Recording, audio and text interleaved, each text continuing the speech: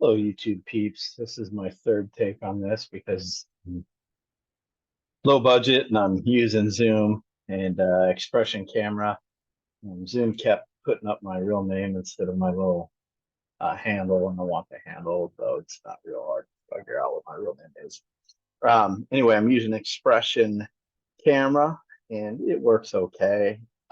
It's not nearly as good as what it looks like on its website, but it's working okay. This render is a uh, Midjourney V3 render. This is one of the first ones that I did that really got me excited about AI art. And I basically copied the prompt from somebody else. It was a kitchen sink prompt where they basically just threw every keyword and camera name and lighting scheme they could think of, and hope that something good would come out. And it's funny because it was about 2 paragraphs long, but I think Midjourney, again, correct me if I'm wrong here, but I think it stops paying attention after about 70 words. So a lot of the words were contradictory, like they would say like brightly lit and low lit, stuff like that. But anyway, it produced this Conan-esque picture. I still like it and still holds up. At the time of this recording, we were on like week 2 of version 5 for Midjourney. And this one still looks pretty good. So even though it's kind of pixelated because of the expression came. But anyway, I just wanted to do a quick rant about AI eating itself.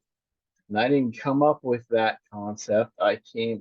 Who was it? I have his name up here on Discord. It was Olivio Sarikas, who has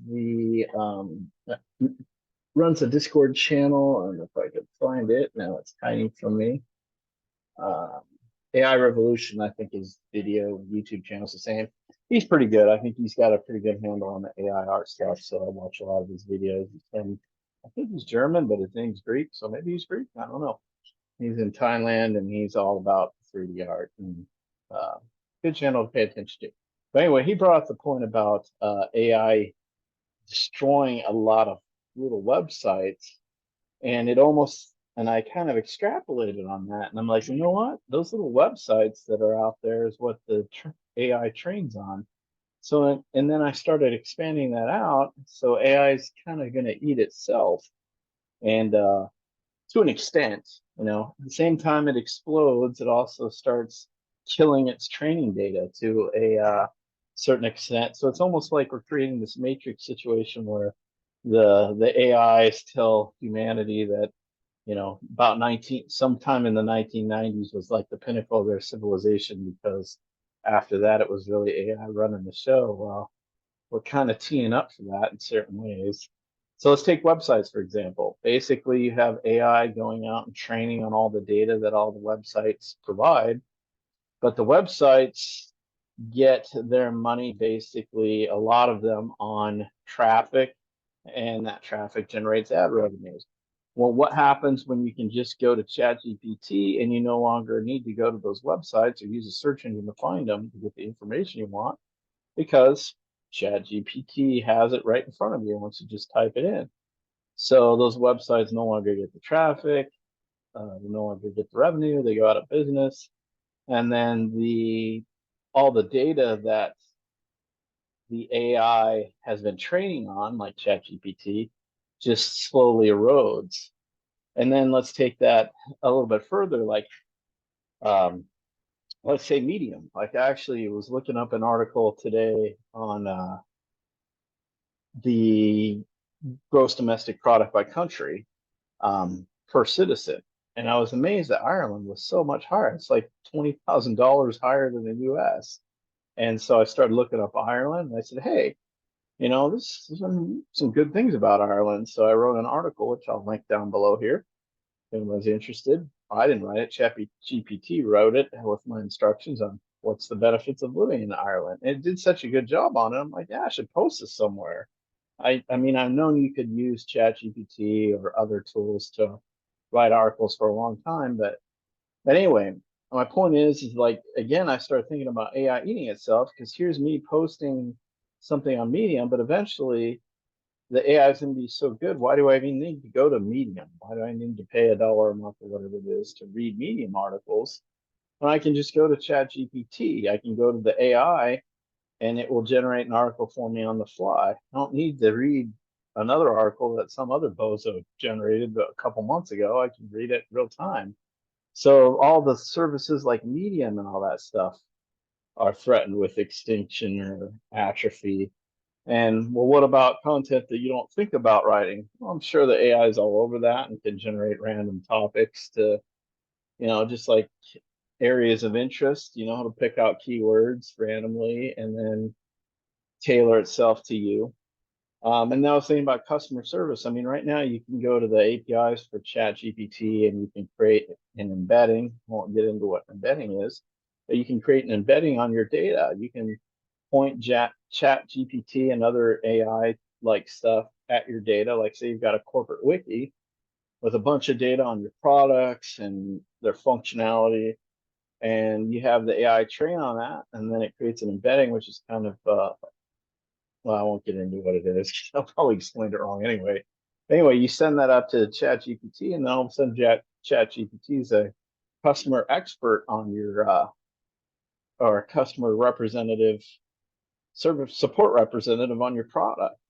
And that's great because no one's going to read wikis, but if they can go to some little chat bot and ask a question, it gives good answers. It's a win-win, except for employment. Again, there you go. There's other people that no longer need to be employed because most of your service calls are going to be done by ChatGPT. And let's get into illustration, like it's no secret that artists are really upset that AI art is so good, or traditional non-AI artists. And that's because for a lot of things, AI art, and it's going to keep getting better and better, can get the low-hanging fruit, do the book covers, do the RPG role-playing game illustrations and all that for dirt cheap. I mean, artists aren't going to be able to compete with that.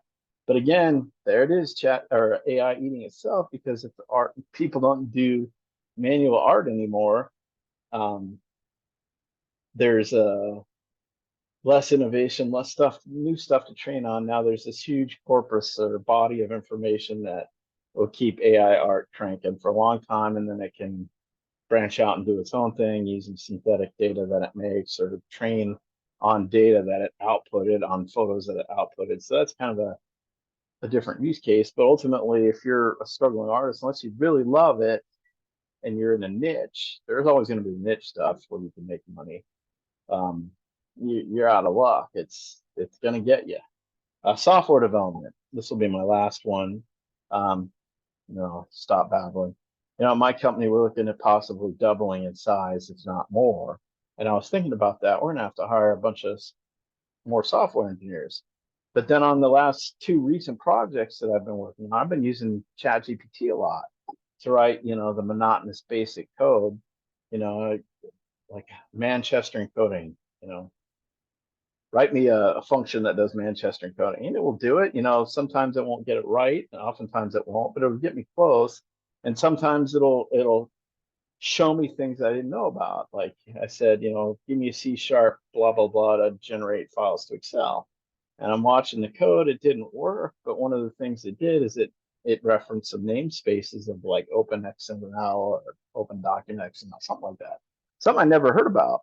And then I looked that up, and it's like, wow, this is actually going to be easier than I thought. And I had stuff done in a couple hours. So where before then I would have had to, do searches, go to Stack Overflow, Google something together, blah, blah, blah, blah, blah. Or now it's like, oh man, I'm moving at twice the speed than I normally move at. And so I'm thinking about it, like if our company doubles in size, are we really going to need to hire a bunch of people? No. We got to get all the bozos like me up on AI and maximize use out of it so we'll be more efficient. But then there you go, there's less software developers. So not only is AI kind of, and then there's less people, if there's less software developers, there's less people posting their code up on GitHub, which AI Copilot and ChatGPT train on.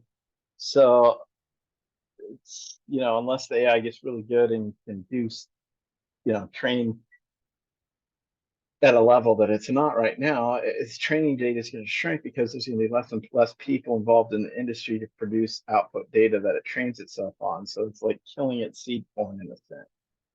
So And again, those are just four industries that I mentioned, 4 or 5, and it's just going to expand out from there. There's going to be a lot of people that are going to be out of work or having to change jobs. And it's kind of like the youngins are all basically Marxist because of our wonderful school system, are saying that, this is kind of the way capitalism, and they call it later stage capitalism, is supposed to flow. Is eventually it eats itself, and it kind of, eventually we're going to get to this point where we just work, a couple days a week, if even that, on really fulfilling things, almost like we work voluntarily just to do something.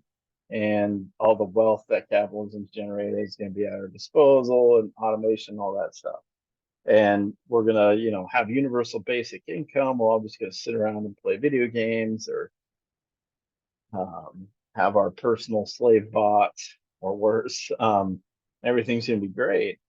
And then you listen to what the elite, the movers and shakers in the world at the top are saying. They're saying, we got too many people. We need to, like, population cap of like 200 million.